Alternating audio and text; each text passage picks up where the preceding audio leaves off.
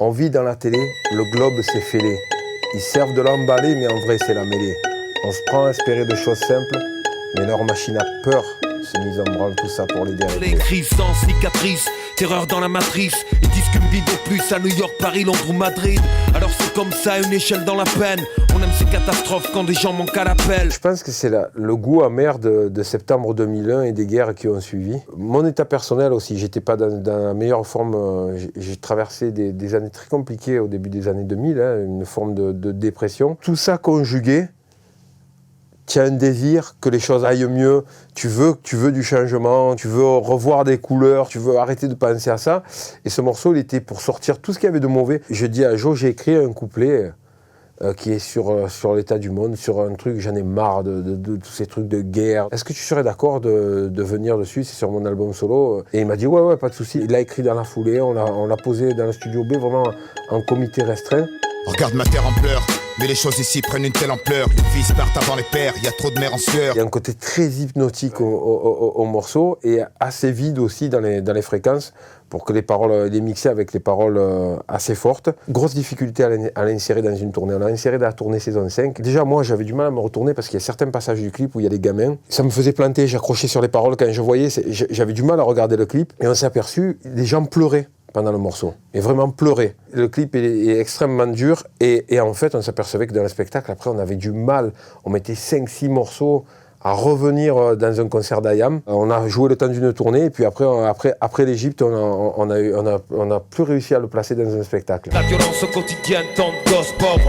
Moi j'attends l'apocalypse après cette apostrophe. Quand vous avez sorti ce morceau, un des plus grands classiques du rap français aussi, un morceau de 10 minutes où vous dénonciez vraiment beaucoup de choses avec Shuriken du coup, et ce morceau-là avait été censuré. Ouais, en fait, on avait voulu passer le clip dans les télés, C'est un vrai succès d'Internet, En fait, c'est un des premiers grands succès d'Internet. Et puis, il a fait des débats dans le rap en Russie et aux États-Unis, les Américains entre eux faisaient des débats par rapport à ce morceau. Le fait que ces morceaux soient encore d'actualité, c'est qu'il y a un souci dans nos sociétés. Je pense que c'est plutôt des morceaux pour faire prendre conscience que les événements qu'on vit ne sont pas des points dans l'histoire, c'est une ligne, et une ligne qui se perpétue.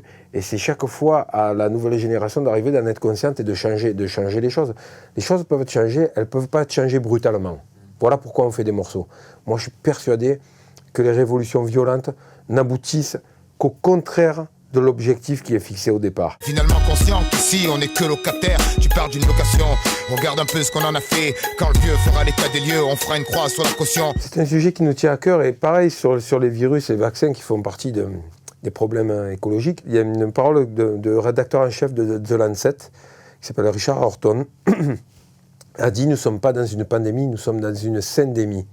Et une syndémie, ce sont des conséquences directes de l'état du monde, de l'état social du monde et de l'état écologique de la planète. En fait, c'est un boomerang qui nous revient à la gueule. La planète nous survivra. Ce qu'on tue, c'est pas la planète, c'est l'humanité. On parle du droit des femmes quand leur mari les frappe, avec des clichés religieux sortis tout droit des fables, comme si elles étaient bien depuis le Moyen-Âge. Mais c'est en 46 que s'est ouverte une nouvelle page. Maintenant elles nous valent, on dit dans les ouvrages. Pourquoi elles touchent moins de pognon à compétences égales? Pourquoi elles seraient moins faites pour être responsables, alors qu'elles nous ont tous torché le cul nu dans le sable? Comment tu veux avoir une égalité homme-femme dans la société si dans les grandes entreprises de ce pays, il n'y a pas d'égalité en termes de salaire, en termes de considération. L'homme et la femme sont faits pour vivre ensemble, là aussi. Mais par contre, qu'il y ait des actes qui soient faits vraiment pour qu'ils soient égaux.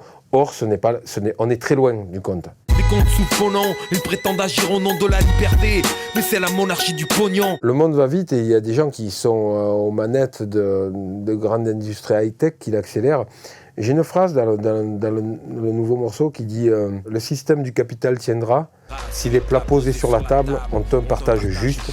Capitalisme 2020, c'est Judas qui boit tout le vin et mange tout le pain et Jésus qui l'excuse. » Au départ, quand ils m'ont proposé de sortir le livre, j'étais parti sur des haïkus, sur quelque chose de très poétique, et malheureusement, au mois de septembre, j'ai perdu ma maman. Ça a été très dur à accepter, et comme très souvent, dans des événements difficiles, je prends mon stylo et ma feuille et je commence à écrire. L'ironie de la vie fait qu'à l'instant même où mon encre pose les premiers mots de ce poème, j'aurais tant aimé qu'elle puisse l'écouter il y a 1 heure, petite maman. Le ciel vient de te rappeler. Tout ce qu'elle m'a légué et tous les sujets dont on parlait se retrouvent dans dans le morceau. Ma mère m'a laissé ça en héritage. Qu'est-ce que nous, on laisse ? Si c'est ce foutoir qu'on a décidé de laisser aux plus jeunes. Moi, aujourd'hui, je ne suis pas triste spécialement pour moi. J'ai fait des tas de choses. Si aujourd'hui, du jour au lendemain, je pars.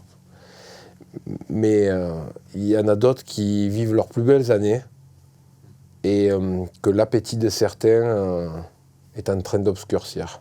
Mécontent des schémas qu'on nous propose. Je cultive maintenant les roses dans mon microcosme. Je mesure les dégâts minimes que mon micro cause. Ça ne peut qu'aller mieux, alors j'attends la fin de leur monde. Et j'attends toujours.